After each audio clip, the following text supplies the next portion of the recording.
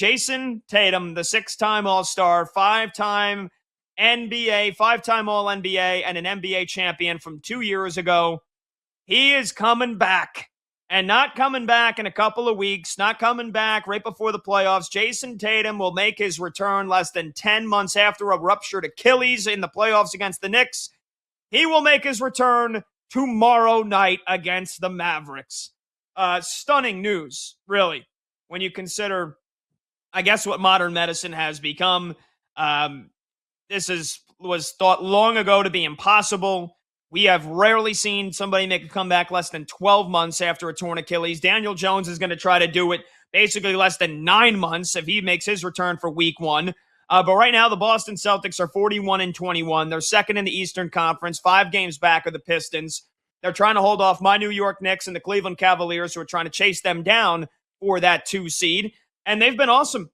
They've been one of the best defenses in the NBA this year. They give up the least amount of points in the entire National Basketball Association. Now, they play a bit of a slower pace, but still, only 107 points per game allowed. They've got they're on pace to go back-to-back years being dominant on the road, just as dominant as they are at home. They are averaging a margin of victory of more than 8 points on the road.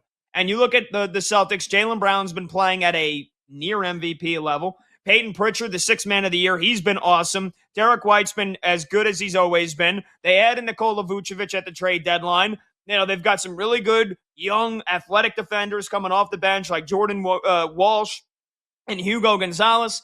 And so you would think on paper, Brad, now they get their best player, a top 10 player in the world back, and it's all systems go to an NBA title, right? I've got my doubts. Yeah, I think so, man. I really... You do? You have your doubts about it? Seriously? Yeah. Okay, well, here's the deal. Here's the deal. Let me give you my 2 cents first. You got, a month roughly before the NBA playoffs. So he's going to have a lot of cobwebs and a lot of accumulated dust he's got to knock off. So they're giving him a nice little runway for him to get back to an elite level. You know, it's probably going to be a slow burn for him.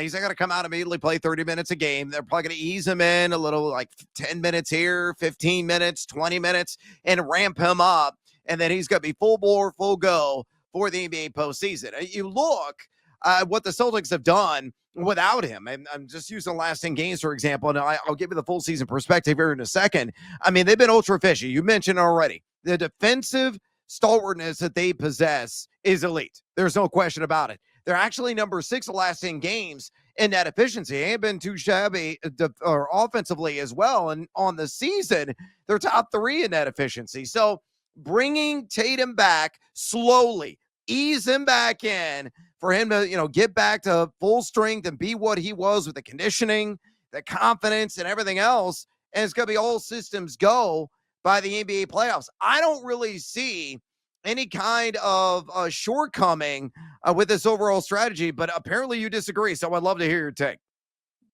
Yeah. I mean, I've got, like you said, they're going to ease him in. He's not going to just start playing 30, 35 minutes a game. Like you said, probably 10, 15 minutes for the first 5 games. Maybe they ramp it up to 18 minutes to 20 minutes for the next 5, 6 games after that. And by then we'll have about, 7, 8 games left to go in the season. And by the last game of the regular season, they probably will look to get him close to 30 minutes. But even then, is it fair to say that he should be on a minutes restriction come playoff time? All of a sudden, you're stepping right back into that intense environment where the physicality is upped. He's still fresh off of a torn Achilles, and I know that he's fully medically cleared, and so it's not like he's half medically cleared, and you got to be careful. But then again, he is coming off a torn Achilles. I've got doubts that Jayson Tatum is going to even be, let's put a number on it. He'll even be 70% of his best. And so if Jayson Tatum's only 70% of his best, I still don't think the Celtics are the best team in the East. I don't. I still love my New York Knicks' chances here. And depending on how depending on how the seeding shakes out, while they kind of toy and tweak with these rotations now, Joe Mazzulla, who's an awesome head coach, I'll give him that. But now you're going to take all these rotations you've been playing with for nearly 60 games, and now you're going to tweak them, and you're going to have to alter them, and you may ruin and disrupt some chemistry here. Just the regular season effect. Is it possible the Celtics fall to the 3 or the 4 seed, and now they don't have home court advantage past the first round? I think that's possible. I think it's possible that, again, Jayson Tatum's not even 70% of his best self, and then you're relying on him. They will have to rely on him at some point in the second round against the Knicks or against the Cavs or whoever it may to be his best self. And I think that's a lot of pressure to put on him. I think the mental pressure and the mental stress might end up being just as taxing as the physical stress of a guy that's 10 months removed from a torn Achilles. And so I think there's chances that the Celtics, they've been almost as good as last year in the regular season, just off the record, just off the numbers, the net efficiency, all that stuff. There's a damn good chance that they are not as good, that they're worse with Jayson Tatum, who's not 100% here the rest of this season. And I think that's how it's going to play out. Well, if they get 70% of Jayson Tatum, man, they're going to make an ultra deep run, if not outright win the Eastern Conference this season. I'm convinced of that. Look, the nice thing, again, is I just to reiterate, is he's got 30 days effectively, a little over a month to get right and to see, how hard he can really push it, to see and to provide the coaching staff and the fan base as well. Just what he can, exactly bring to the table. Is he going to be the elite all-star level Jayson Tatum? I agree with you. Probably not. I think 70% is honestly a fair number. Could it be less than that? Yeah. That is within the range of outcomes. Could be better than that. Also within the range of outcomes.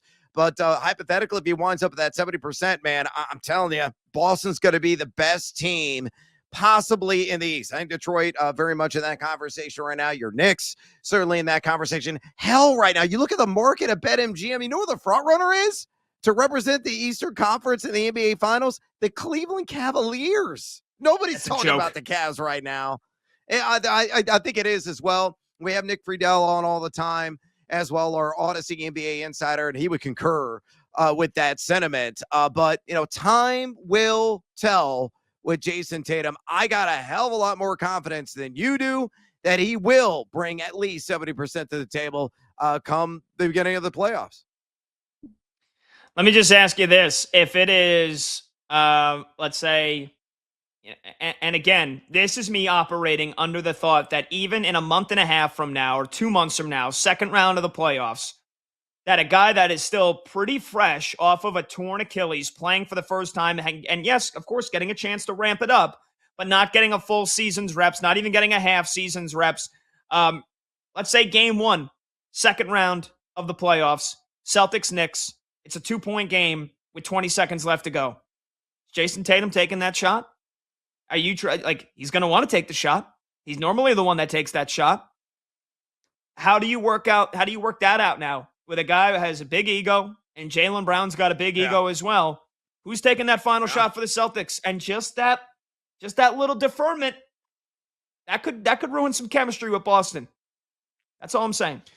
Well, yeah, look, it's a fair point. But ultimately, Jayson Tatum's got to be able to check the ego at the door and understand, hey, I am not the old school or last year's version pre-injury of Jayson Tatum. Appearing in a story. So in that situation, if he has supreme confidence and he is exhibiting the skills that we've seen in previous seasons, and sure, he may get his name and number called in that moment to take that shot and potentially, knock it down and they march on. If not, you got other weapons on that squad. Maybe he becomes a decoy in that situation. Maybe he's a guy that's essentially setting a screen in that situation that could free a Jaylen Brown or somebody else to put the ball through the cylinder and get the much desired dub. So again, so much to be determined.